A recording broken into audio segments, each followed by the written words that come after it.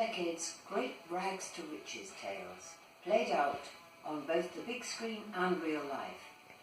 In terms of box office numbers, Rocky was the heavyweight champion of 1976, the story of an unknown fighter getting a shot at the title, and the big time.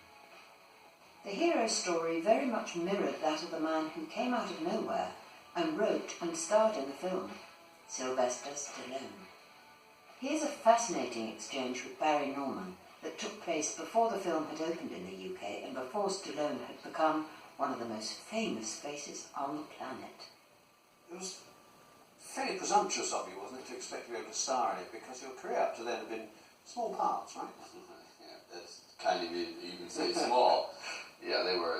I was mostly what is known as atmosphere. I was in the background, or the guy that was being the drunk that was being stepped over in the gutter, and other lame roles. But I felt that, geez, if I was going to go down, at least into professional obscurity, I wanted to at least have the opportunity to say to myself, well, you tried. You put your best foot forward, and you didn't make it. So that's what, I guess you might say, provoked me into writing the script, because it wasn't something... Although Creed does, he's going to prove it to the whole world by giving an unknown a shot at the title. That unknown is you. He picked you, Rocky.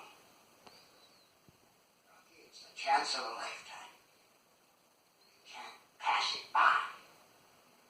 What do you say? When you first went along with your script, I mean, they liked the script, but they were so desperate not to have you, but they kept offering you increasingly large sums of money to go away, didn't they? Right, it went up to about $265,000. Not to appear in the film. Right, to stay away, to get off my lawn, boy. But what they didn't count on is, when the person hasn't had that type of money, you really don't miss it. In other words, if you haven't ridden in a Rolls Royce, you don't mind bouncing around in a Volkswagen. You don't have that frame of reference. But more than that, I knew that if I sold it, even for $500,000, I knew that after the money was gone, I would become very bitter for having sold out, because my one love was to at least fail on my own terms. I wanted to see if I could act, because all these bit parts you're talking about, you really couldn't say this kid had talent or he was just a big fake. So they were caught up in kind of like the enthusiasm. Jeez, oh my God, well, why not? All right, we'll give him a chance. And they put a lot of clauses in the contract, like if I fell in love with my leading man, or if I curse a nun, or if I don't brush my teeth, or whatever, I could be removed from the script after production after 5 to 10 days. But all that aside, I really think that they just wanted to get rid of me. They said, well, let's put him in a movie. That'll get rid of him for 2 months. You know, that kind of thing. And what about the Rocky? Are there going to be any more stories about Rocky, films about Rocky? Well, I was thinking about having like Rocky on Venus. That's just a very, very simple movie about a boxer who gets caught in a space capsule. He's transported. Now, you don't believe that, do you?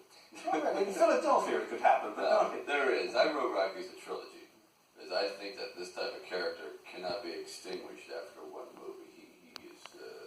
He's ready to peak. When people see the film, they'll know what I mean. And entering into that second phase is almost as interesting as the first.